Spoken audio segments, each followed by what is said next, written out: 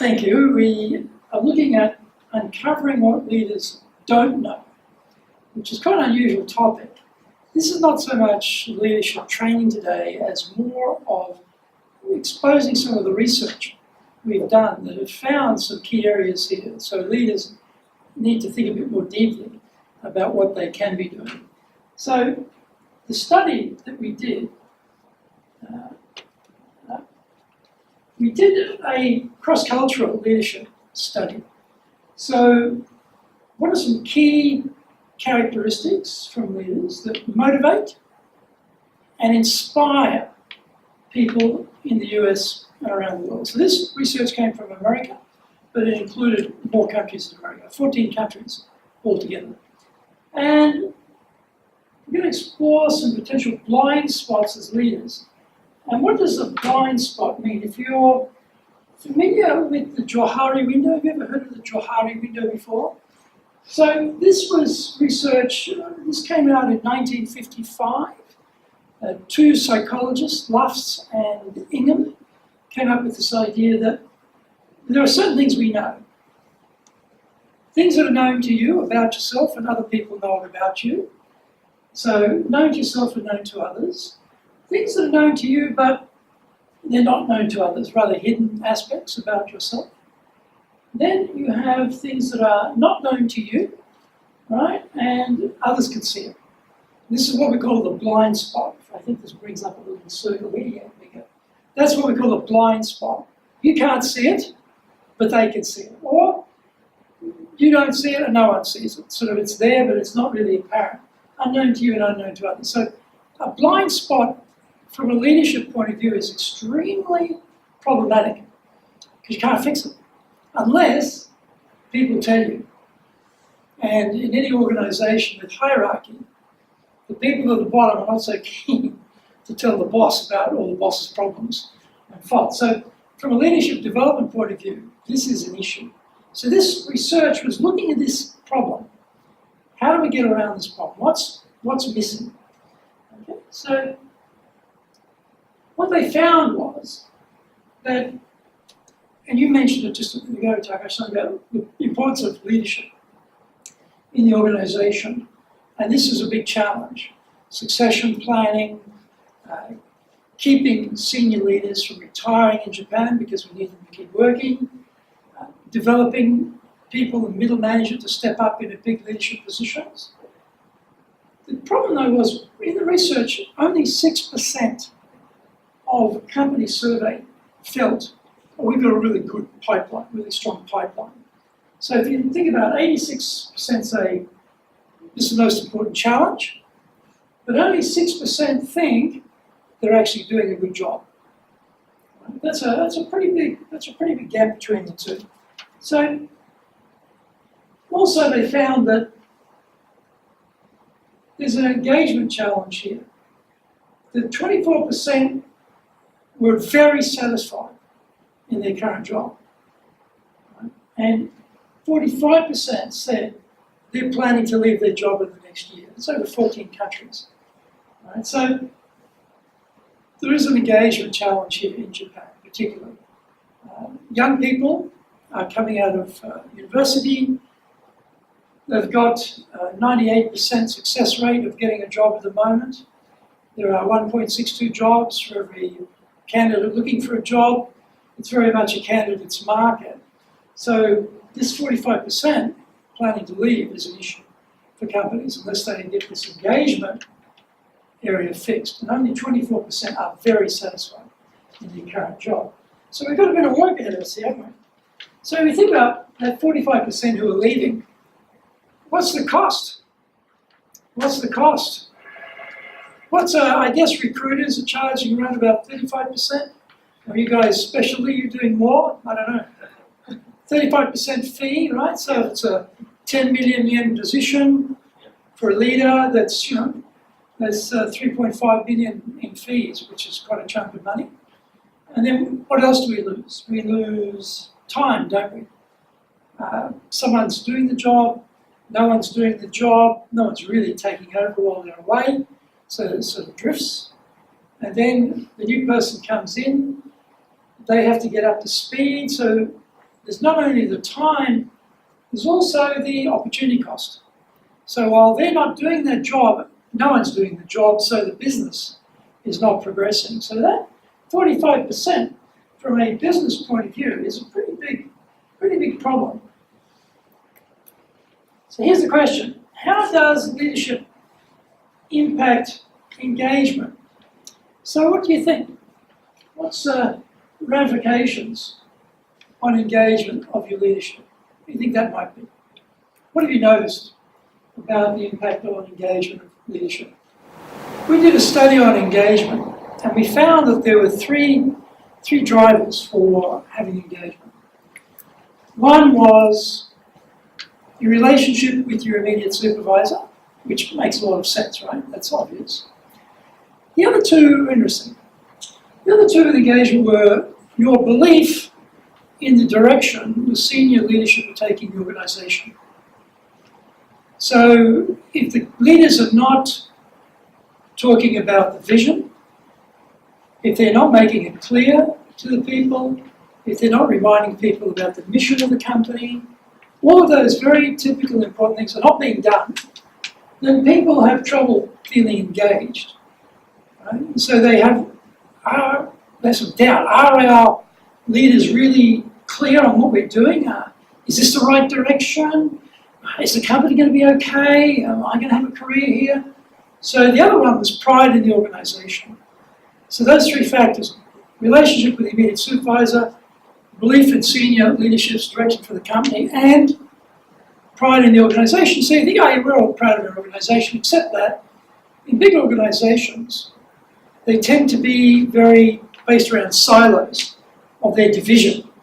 And divisions are fighting with one another because people who are very ambitious, challenging each other inside the company. So the company becomes a battleground of egos. So it's hard to feel pride in the organisation when it's fighting within itself. So for engagement, we found in a previous study, those were three particular factors that came up. And so when people are fully engaged or disengaged, right, these are the extremes. Right? So of employees who are very satisfied with their immediate supervisor, right, what percentage were engaged, what percentage were disengaged? Here's the number. So 66% who were very happy with their immediate supervisor were fully engaged. Right? It means highly motivated, working hard, loyal, see a future in the company. But amazingly to me, very satisfied, but 13% are disengaged. Right? So that might be, I like my boss, but the future direction in this company, I'm not sure about that. The most senior leaders, are they really doing a good job? Or I like my boss, but there's all this intimacy and warfare inside the company. We should be focusing on the rivals. The work environment's quite toxic. I'm not quite happy about that. So not engaged, disengaged. And then of those who were very satisfied with the senior leaders, right? This is the executives leading the company. Again, 60%, okay, I trust the leadership. They're doing a good job. I can follow them, that's all good. But even then, 5% still disengaged. So this is interesting. Very satisfied doesn't give you 100% engagement. So, with these sorts of numbers, we talk about keeping people through engagement. Japan is now in the recruit and retain economy. You've got to be able to get people, and you've got to be able to keep people. And that's going to be the challenge. Recruiting them, because there aren't enough people to go around, and keeping them, that's going to be the bigger challenge. So where do we go with this? So this is interesting. You probably know, you've seen this before. People don't quit companies so much as they quit managers. Well, the survey said that in 1 in 2 cases, that was exactly it. They quit their boss, not the company. Right? So there's probably others who wanted to quit, but they're hanging in there. They're not happy with their boss, but they're hanging in there. But half of them are like, no, I'm gone. Now, interestingly enough, the supervisor has a big input into engagement. when we looked in this previous survey, what was the thing that the leader was doing to trigger feelings of engagement? Very interesting. The leader was making their people feel valued. That's a communication thing, isn't it? That's not an accounting technical skill or a science, scientist analytical skill, an engineering skill or an IT, creative skill. It's not one of those things. That's a communication skill that we value you. Now we think, right, of course. But think about it. Think about your own company. How often do you think your colleagues or yourself are made to feel valued in the mix of that organisation? Busy bosses, what's going on, are they communicating it? So it becomes an issue that trigger for engagement is not being played. And in 50% of cases, they don't like their boss, they quit, they leave.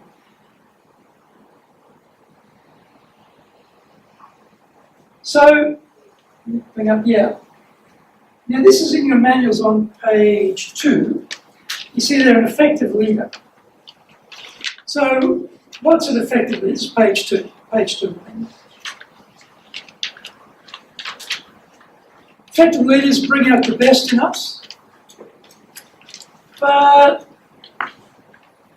that's fine. But what were the characteristics of what was effective? What made them good leaders? And how did they motivate or inspire us? So, Shannon, can I ask you to come over here and make a partner with Nakamura-san so we can have a pair discussion? Maybe you two can make a pair. So we've got 2 little teams here in pairs. Just as you're the small groups together, so 2 and 2 separately. What do you think would be some characteristics of leaders that would make them be considered effective and that they would be able to motivate and inspire people? What would be the characteristics of a leader who would do that? Got the idea? Everyone clear? Okay. Yeah. I'll give out praise to people. Yeah. Willing to listen to people. Listen. Okay. Very good. I'll come back to you. How about you guys over here? What did you have? Your team there? Doesn't matter. Yes. You're going to get plenty of chances today, so don't worry. So a couple of points we put on was one, that a kind of leader that would never ask you to do something they wouldn't do themselves. Okay. So I'd say that's sort of reasonable. yeah, Reasonable requests. right. And maybe someone that would be willing to take sacrifices for the company. Yeah, sacrifice for the team. Yeah.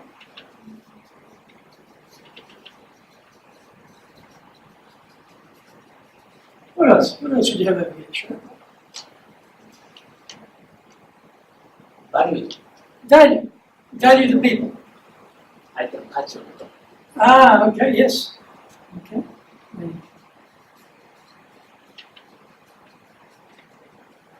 Value the people. Yeah. What else we got? Anything else we have? Yeah, clear direction. Clear direction. Yeah.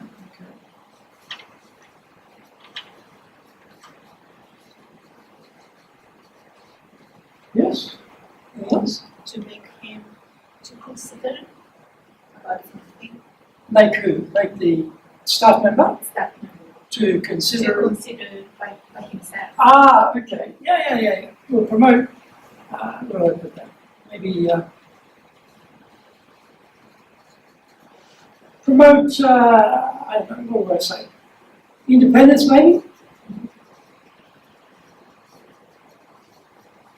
Yeah, that's quite a good list, isn't it? Then, what about the opposite? What about the ineffective leader? Same issue, the other way around. This is, what makes people ineffective, right? So we've talked about effective. So again, let's have a discussion. If we think about where has been a case where you've had an ineffective leader, they're not motivating you, what was it? What were they doing that was not effective, and what was it that they were doing that was demotivating you? Okay? So again, in our pairs, let's have another discussion and we'll get some ideas up. Okay? Yeah? What else? Doesn't chase. Sorry? He doesn't listen. Ah, poor listener.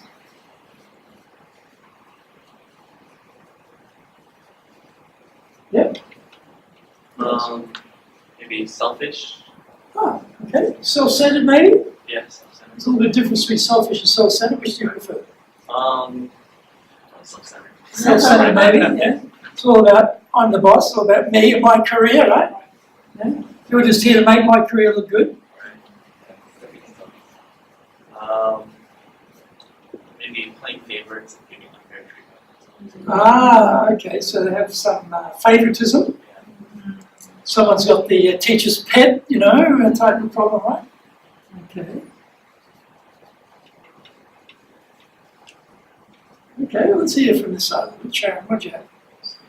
自分だけの手がなんですよ。 Yeah, well, that's sort of yeah, self-centered, isn't it? Yeah. What else do we have?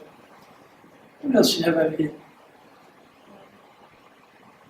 自分の誤りを he doesn't admit Yeah, that what he was doesn't admit his own mistakes. Yeah, yeah, exactly.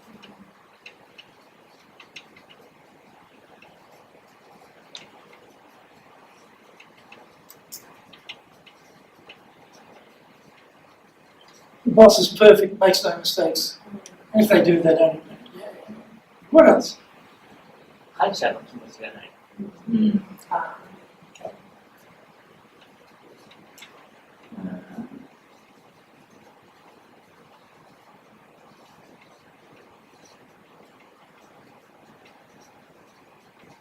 Yeah, what else? Any others? Maybe not open to change. Or maybe not open to ideas about change, perhaps, right? They don't mind change if they're being promoted. Get a bigger job, but your idea's not so interesting, right? So, open to ideas from below.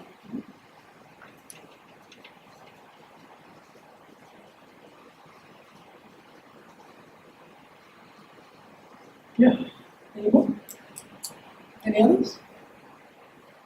We've got most of them there? Pretty much? Okay. Well,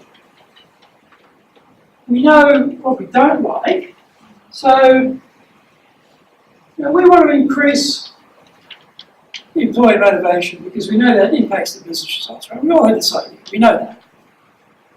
And if we give them more effective leaders, then we're going to increase the employee motivation and we'll increase the business results. Now, if you're engaged, if you're motivated, then you care about what happens to the business. You will have ideas, you will come up with innovations. But if you're not motivated and you don't care, well, why bother being creative or why bother being innovative? Why make the business better? You just don't care. Right? So if we're looking for innovation, if we're looking for creativity, we absolutely rely on people to be motivated and engaged to do that. And if we're going to succeed in business, we have to have continuous improvement. We have to have innovation in the way we do things. We've got rivals in the business area. We've got to compete with them. So this is a very critical area to survive in business when you're in a very competitive area. And I don't know any part of business today that is not a competitive area. Everywhere is competitive. So the winners are going to be those who've got the engagement and motivation to provide the innovation. Right? This is the part that's missing. So when we look at the research, right, we did this research around the world, as I said, and this is what we looked at. What are the critical leadership behaviours? You listed some of the ones over here about effective leaders before. Compare the effects of leadership characteristics on motivation across cultures. Right? Are there any commonalities? Okay, we look at that. And what are the gaps between the people being led and the sort of leadership behaviour they want to experience and the actual reality of what they are experiencing? So we expect our leaders to be one way, and if they're not, how big's the gap? And that's what we're looking at. So this was online, it was a web-based survey, 3,300 respondents. There were 4 regions, 14 countries, and they were full-time employees, right, and over the age of 21. And then all different industries and low level, middle level, high level, all different elements within the company. You get a bit of an idea of where we're going. So the survey questions were, you had pairs of characteristics, right? You had to choose between them. Right? So it was which one is most likely to inspire you. So it's a trade-off between things that you probably want. Which one do you value more? Right? And then what are the behaviours that impact your motivation? And how often do your own supervisors show that? Right? You have things that you like to see happen. Well, how often do those things happen? What's the frequency? And then, level of satisfaction you drop and how likely you are to stay. So that's what the questions were based around. Okay, try and find those things out. So what happened? Well, the findings, here we go. So the first one was, we looked at the motivational trade-off. These are behaviour preferences, how we want our boss to behave. Okay. So we found that globally, right, gives me praise and honest appreciation for the work I do. And you mentioned praise over here before, recognition over here before. Well, 76% said, yeah, that's what I want. But 24% they felt were focused on getting the job done. So you've got these two behaviours, do the job or focus on the people. It's sort of like task or people. So the research showed that there's a bit of a preference here. They prefer this over people who do that. But how are we rewarded? We're rewarded on getting the job done. We're rewarded and recognised on our capability to produce new things or produce results, numbers, or make sure the processes are working. Right? But in fact, this is what people wanted. This is what people wanted. So there's a gap here. Only 24% wanted that. 76% wanted that. It's a big difference between what people are looking for. But bosses are probably more focused on that, right, getting the job done, than they are on this. And there's the gap right there, where the boss focuses. Right? So this is a preference. And then if we look at, in the US, for example, very similar, 74%, 26%, same sort of thing. Now another one was, again, behaviour preferences. Admit their own shortfalls before criticising others. This was admitting mistakes. You mentioned that before, Sharon, right? 63% worldwide said, we prefer people who can do this, compared to people who are just very self-confident and very independent and self-reliant.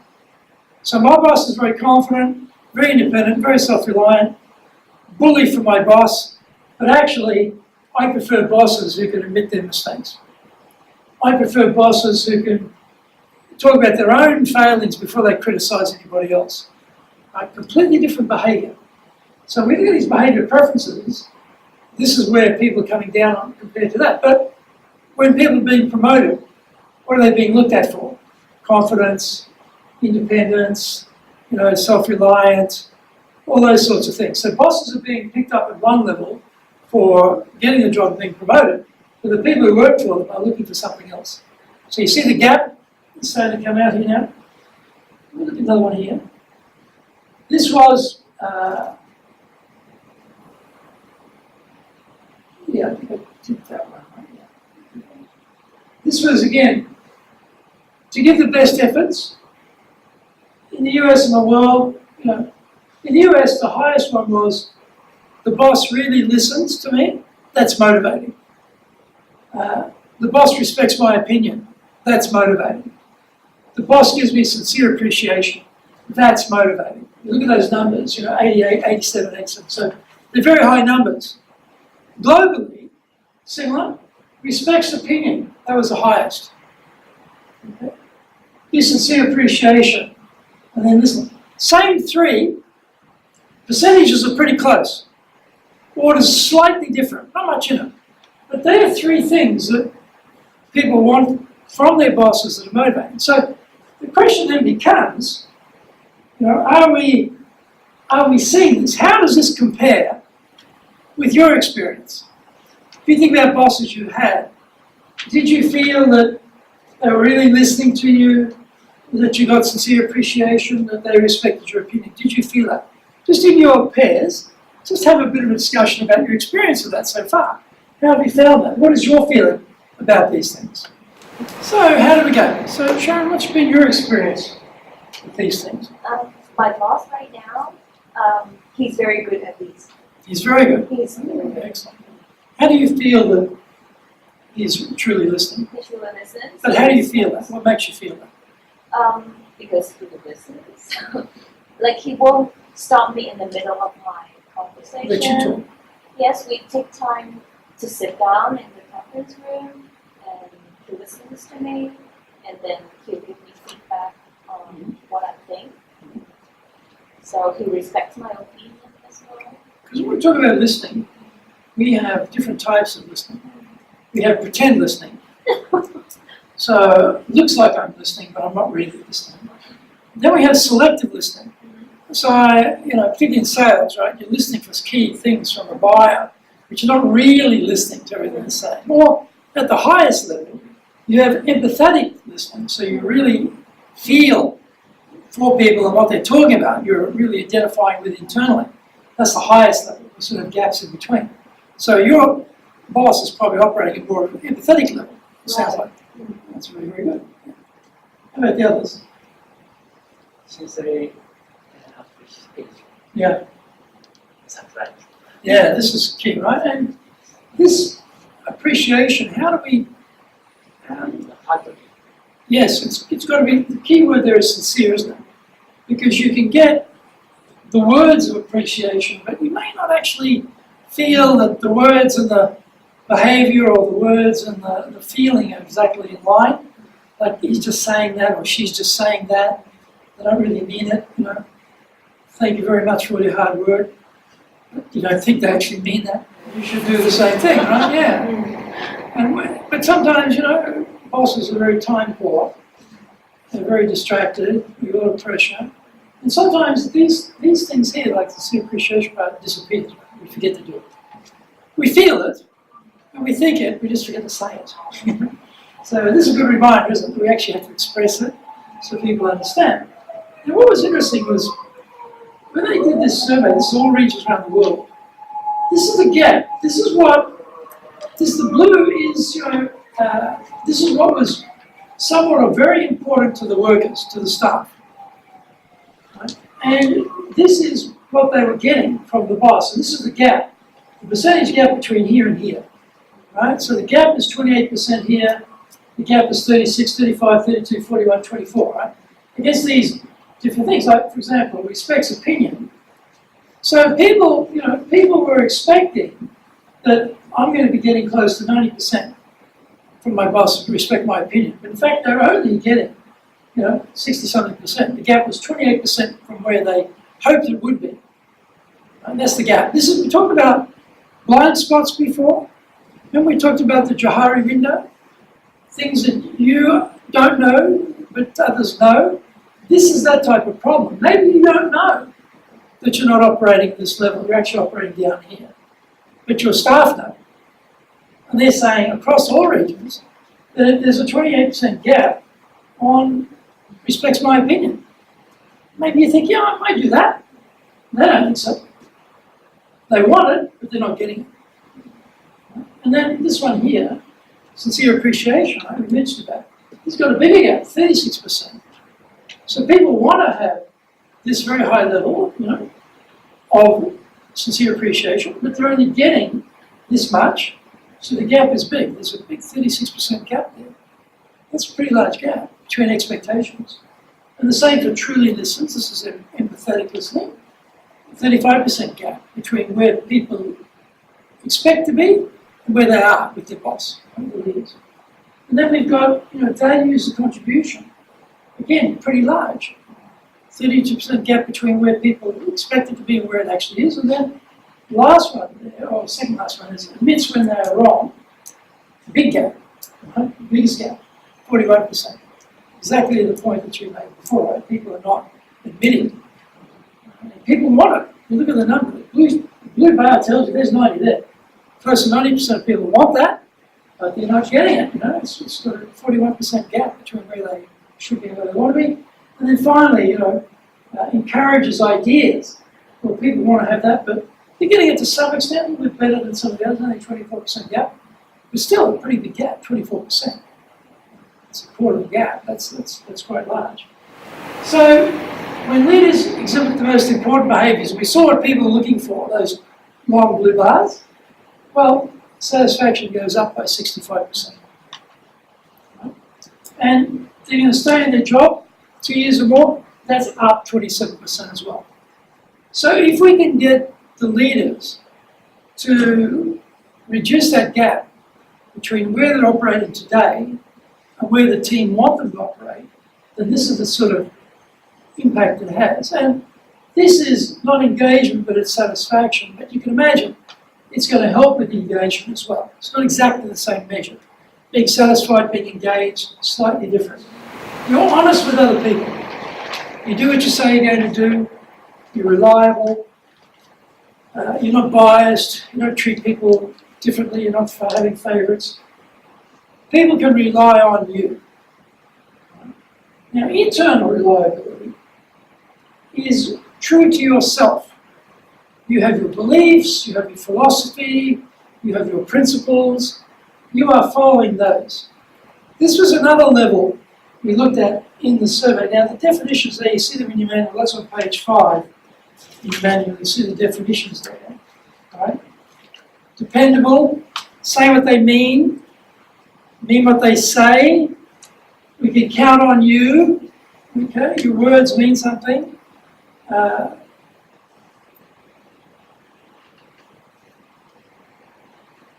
basically honest in how they deal with people. Okay, that's a good. Now this is interesting. 30% of people around the world said their supervisor can always be trusted to do the things consistent with their beliefs. Only 30%. It's pretty low.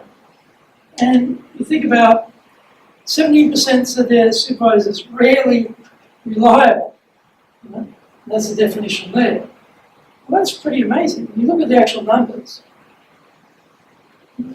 So, how much do we trust our supervisor?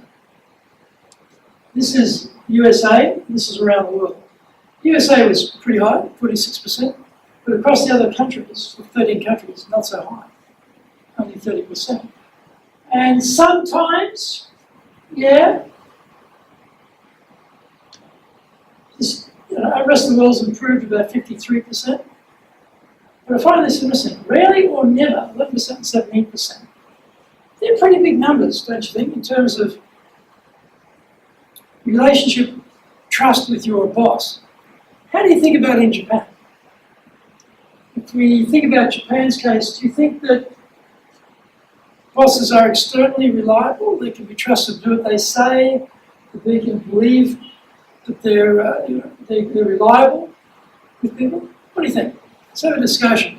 So in Japan, you have a sense of loyalty, work ethic, right? Reliability, don't make mistakes.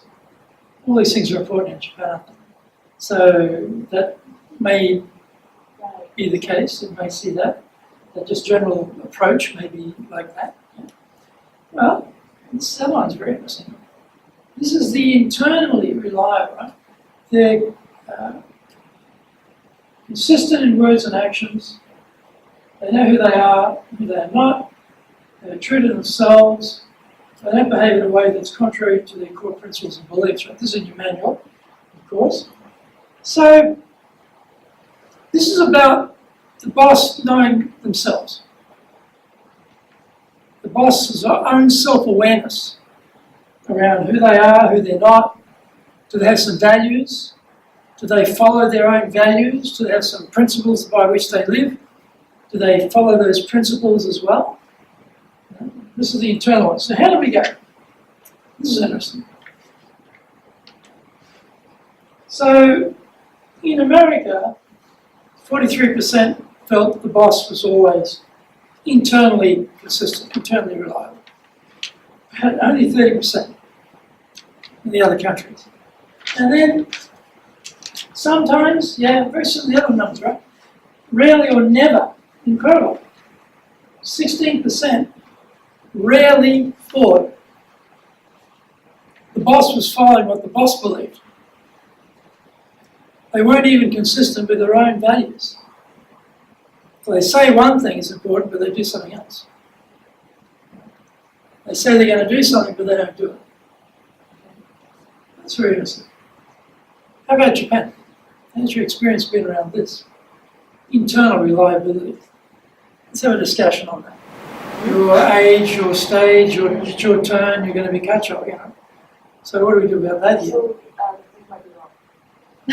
I mean, that's one of the things, though, right? Is it a recognition of your ability to get you promoted in Japan, or is it, you know, not that? I mean, this is really about when the staff look at the boss. Do they think the boss actually does what the boss believes themselves? So if the boss says, you know, I believe in loyalty. I expect you to have loyalty. But they're not really loyal. They're criticising their boss. You know, they're criticising the seniors, or they're criticising the executives. They're not following their own beliefs. You know. They said loyalty is important, but they're not displaying it. It's a bit like me with dieting. You know. I firmly believe I should diet, but then I'm eating something that I shouldn't be eating, so I'm not corresponding with my internally held beliefs. Same problem. What the survey found was when people are honest and have integrity, people working for them are 10 times more likely to be satisfied with their job. So that says, be reliable as a leader. If you say you're going to do something, do it. If you say something's going to happen on a certain date, make sure it happens on a certain date. Be someone that people know will do the right thing. They're honest. They're not going to be sneaky, or they're, you know, they've got the company's interest at heart. They've got your interest at heart, and you feel that. You know, you feel that. So they're honest and they're trustworthy. So that's a big jump in satisfaction when you get that. Then the ones who are not doing that, right, the opposite. Well, half of the team, 54%, are looking for a new job within a year. So if we've got a recruit and retain model for Japan, the leader's integrity and honesty, both externally observed and also inside out, becomes critical to getting satisfaction rates up, but also, very much more importantly, keeping the people. And if we talk about the cost of, you know, physical cost, financial cost, the time cost, you know, the opportunity cost of losing people, that's 1 in 2. That's a pretty big number. You know, if you think about half of your people left, what does that do to your business, right? That's pretty big. Which is what they're saying, as opposed to they're 10 times more likely to be satisfied and stay. And they're more likely to be engaged, they're more likely to be motivated, they're more likely to come up with ideas.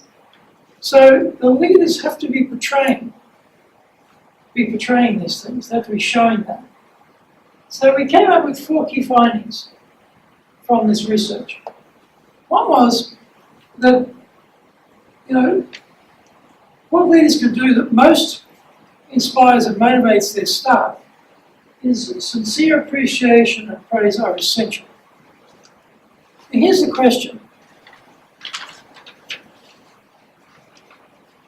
What does that look like?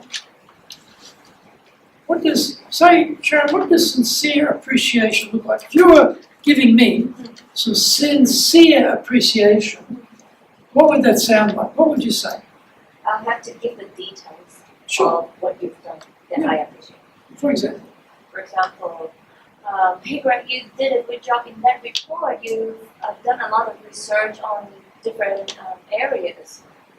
And that's a very good report. Yeah, that's exactly right. Because praise, like if you said, oh great, good job, it's praise, but do I believe it? And does it resonate with me to make me feel inspired and motivated? So the boss might think, oh, I'm giving praise. But from the employee's point of view, that's not really working because, as you just said, they don't feel it's sincere because it's a bit too vague. It's too general. You know, good job, Jalen. Jalen's thinking, oh yeah, well, good job, Takao-san. Takao-san's thinking, well, you know what?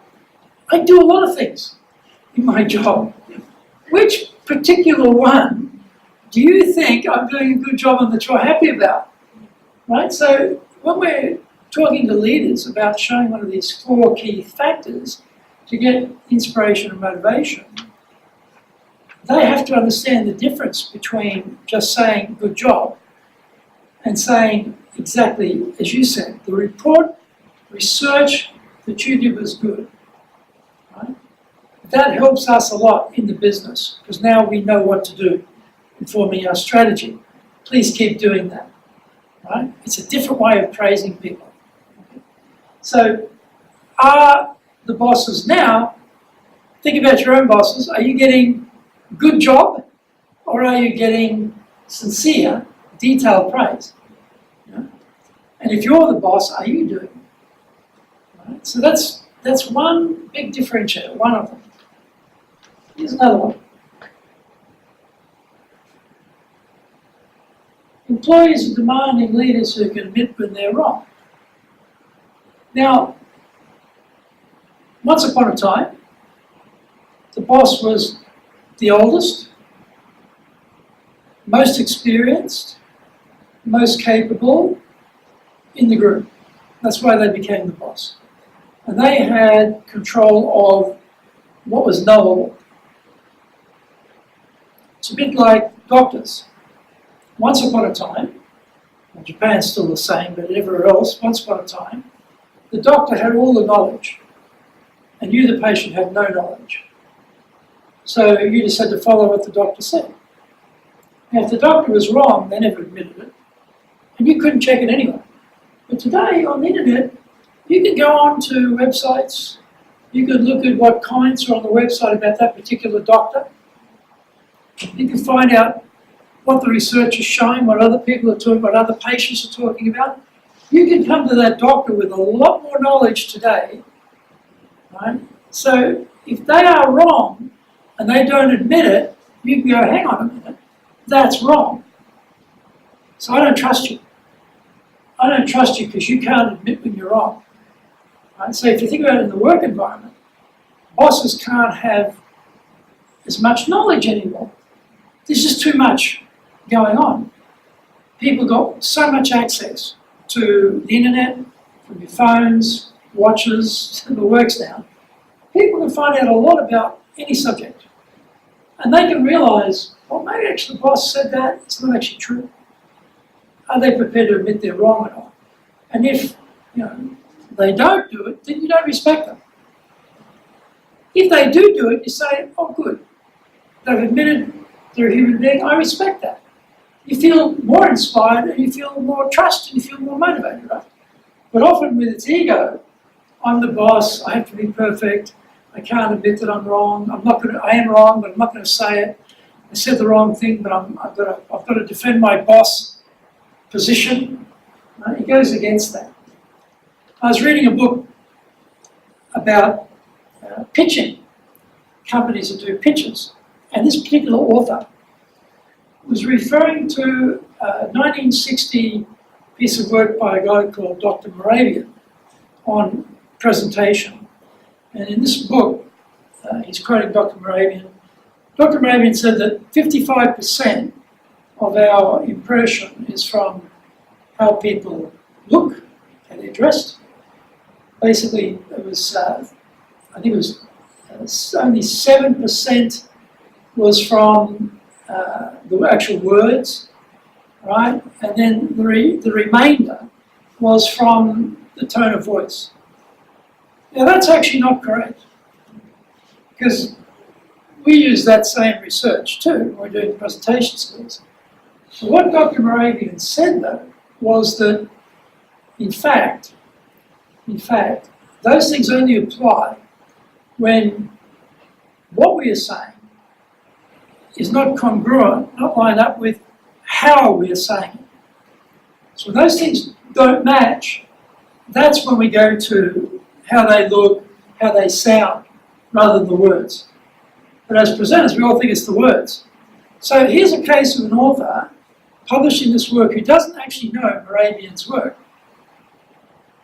Now, I don't know if this author's going to admit that they're misquoting the research. But there's a classic case, they're misquoting the research. You look at the original research and look what they're saying, it's not the same thing. They've missed a vital piece of information. That can happen to bosses all the time. They have some of the information, don't have all the information anymore. They're missing a piece. We as the staff, we may have that piece. We may say, hey boss, no, that's wrong. It's actually, the research says this, or this is the situation. And they won't admit that that's the case. No, you're wrong. No, I'm right. You know. So the trust is gone straight away. Because we know, hey, well, that's not correct. But if they say, oh, really? Oh, I didn't know that. Well, thank you. Thank you for pointing that. That's very helpful. Well, you feel, oh, I can trust this person, right? So this is the sort of things in principle. These things are easy to understand. But how many bosses admit they're wrong? You know, in reality. So when we're training leaders, we've got to train them to don't be afraid, if you are wrong, to say you're wrong. People will think more of you, not less of you. But they think, oh, their status will go down, or respect will go down. Not necessarily the case. It goes the other way. A couple of other findings. Honesty and integrity in action drive engagement. So this is this idea that I tell you I'm going to do something, I do it. I tell you I believe in something, I follow that belief. I don't vary. If I, for example, if I say I believe in merit in the workplace, but I promote someone because I like them, they're not actually the one who should be promoted, but I like them more than this person, that's not merit. So I'm not following what I say. I'm not doing what I say I believe. I'm not true to my own beliefs. If I believe in merit, then I'm going to give this person a job. Not because I like this person more. But this is the problem. We have to show this. We have to show that we are doing what we say and we are following what we believe. We have to demonstrate that. We have to communicate that. Otherwise, people are not going to be inspired and motivated. Because they think, well, we can't trust this person. They said this is going to happen, it didn't happen. They said they believe this, they actually don't follow their beliefs. How can I trust this person? Very, very key. And the last one was they truly value and listen to the employees' opinions. In the old model, the boss knew more. Didn't need your opinion, because I know more than you.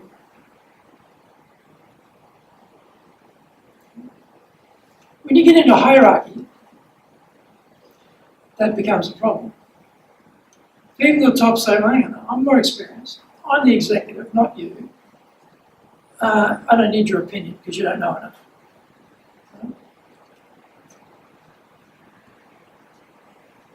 But we can't know everything anymore.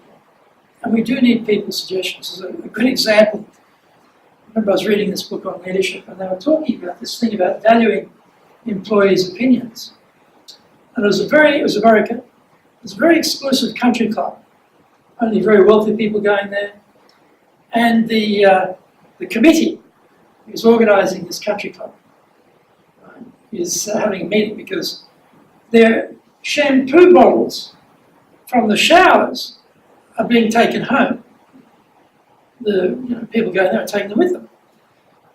What can we do about this? And they're discussing it, and they're not coming up with any great ideas. They asked the person who's takes care of the cleaning, and he says, no problem. He takes the caps off the shampoo bottles, removes the caps, problem solved. You can't transport the shampoo without the cap, take it home. Fix the problem like that. Nobody in the executive, all the big shots in the committee, no one thought of that. But they asked his opinion, and he admitted he had a better answer. So this is the problem. Sometimes we think we know everything.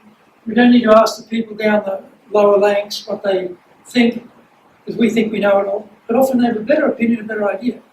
And if we're talking about motivation, we're talking about innovation, this is where it's going to come from. Because you find, as you go up the ladder as a leader, you lose touch with what's going on in the market. You lose touch with what's going on in the coalface because you're just one step removed. When I was leading in Nagoya, had a small team. I knew everything. I knew the clients. I knew what's happening in the business, on top of everything. I went to Osaka, had a much bigger team.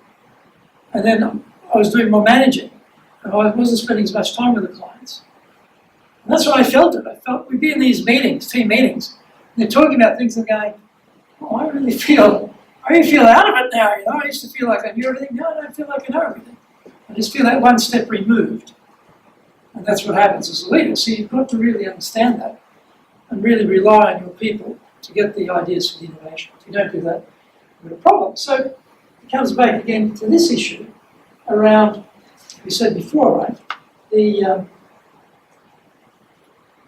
leaders who don't know what they're not doing, but their staff know what they're not doing. So if you think about that, you think about that problem, what would be some examples you've seen where it's known to the staff about the boss's leadership shortcomings, but not known to the boss? They don't even notice it. They're not even aware of it. Let's come up with some examples. What do those things look like? What are some examples where the boss doesn't know they're doing something or not doing something, but everybody in the staff knows? Because everybody who is an employee is an absolute expert boss watcher. You can tell by the look on the boss's face what they're thinking.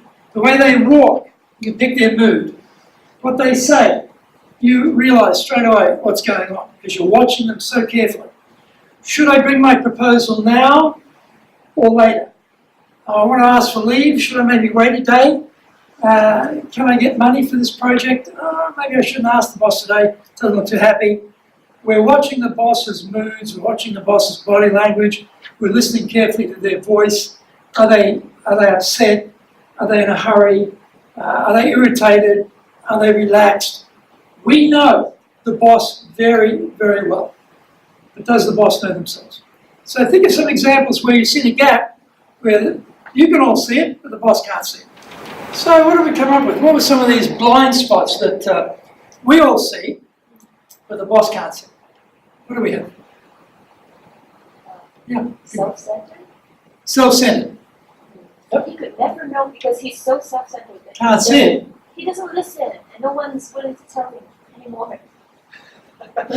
Yeah, okay. Self-centered is one. What's another one? Maybe not always respectful about time.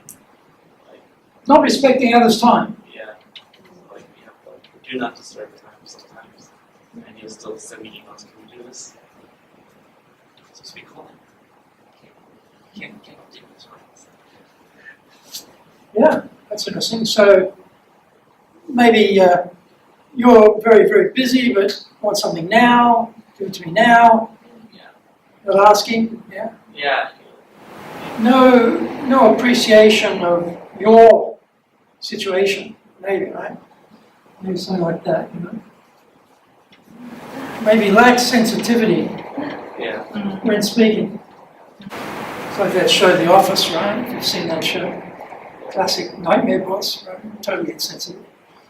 Yeah, that comes up, right? They don't even aware of it.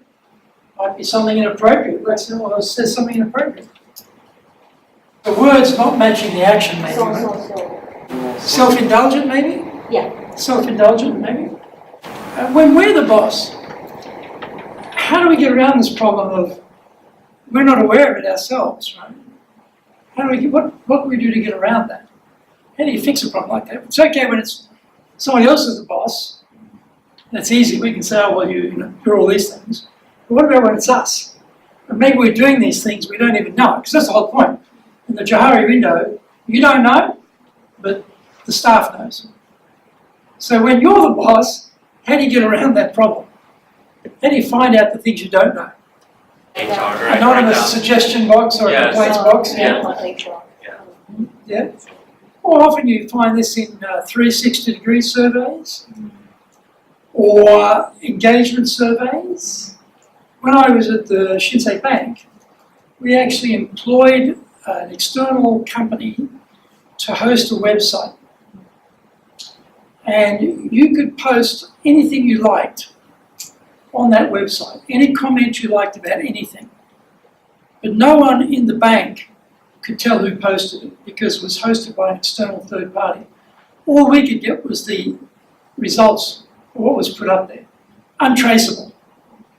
So we did that because, in a bank, if something problem with the money, that's a big deal. You've got to protect the money, protect the clients, protect the investors, protect the savings of people. So if something's going inappropriately being done, you need to know about it. But also for these types of things. So as leaders, we could see the issues that people were nominating for a problem. And when we first put it up, very little comments and very light comments, because people are not sure, right? Is this really anonymous? Like we can say, hey, third party's hosting it, it's not us, we can't see it. But people believe that not. But as they noticed that the things they highlighted got acted on, they started to realise, oh, they're taking this seriously. It's not going to be coming back to the person who wrote it because you can't tell. Now, of course, sometimes inappropriate things are said on that side, but that's you've got to take that part of it too. But the point was, it gave another way of the leadership to see if they were doing things that weren't working, if they weren't communicating the vision well enough so people didn't understand why these decisions were being taken or why these steps were in action. That helped to explain that. So these sorts of things are things we can look at. And also, maybe we have some people in the staff who have the confidence to tell us, When you're a dynamic person, one of the downsides is no one wants to tell you anything, especially in this country. No one's going to tell you anything in Japan. It's very hard to get anyone to tell you anything. So that means in Japan we've got to work harder. Okay, we've got to try harder and do more. So, we talk about, in the end here, one great quote from Dale Carnegie is, knowledge isn't power unless it's applied. Okay, it's not in your manuals, but it's a great quote from him. Knowledge isn't power. We say knowledge is power. Knowledge isn't power unless it's applied. Applied knowledge. Right? So, think about one thing you can take away from today that you can apply in your business. Just think of one thing, right? So, well, this is the point, isn't it? We know these things, probably apart from the research that I showed you, which you wouldn't have seen before, probably none of what we've talked about is particularly new or different or remarkable, except that we don't do it. And except that, when we think about what we're doing, we forget about these basics. You talked to me before, you said to me, effective leader praises people. They listen, they promote independence, they're reasonable with their requests, they sacrifice for the team, they value their people, they're clear in their direction. So when we're the leader, we better be doing those things ourselves, And then the ineffective leader is the opposite now. So they're not giving you feedback. They're not good at listening, right? They're self-centered. They're playing favourites. They won't admit their own mistakes. These things came up, right? No expression of thanks. And not open to ideas from below. And that came up in the research, right? These are important to people. It came up in the global research. And that's today the blind spots. We might be self-centered without knowing it. We might be not respecting others' time without knowing it. We might be showing appreciation of other people's situation we may be lacking sensitivity when we're speaking. We say something that's really inappropriate. This is a hard one. You know?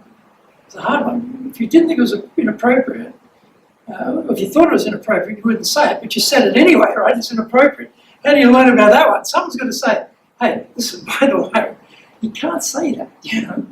That's not fair, or that's not reasonable. And then, you know, words not matching the action. You said this is going to happen, but it didn't happen. And then finally, self-indulgent. Well, that's a hard one, you know. They may not think that's self-indulgent, but from other people's perspective, that's, you know, you're making us do this, but you're doing that, you know. Like, for example, you're cutting down on expenses, but you're having these big lunches for yourself, you know. 5-star restaurants, how can that? It doesn't match what you're saying and what you're doing. You're actually really doing some self-indulgence. So anyway, the point is, knowledge is only power when it's applied. So good luck with applying what you've learned today as in your organisations. And when you become a leader, or you are a leader now, these are things to have in your mind. So thank you very much for joining us today. Appreciate it.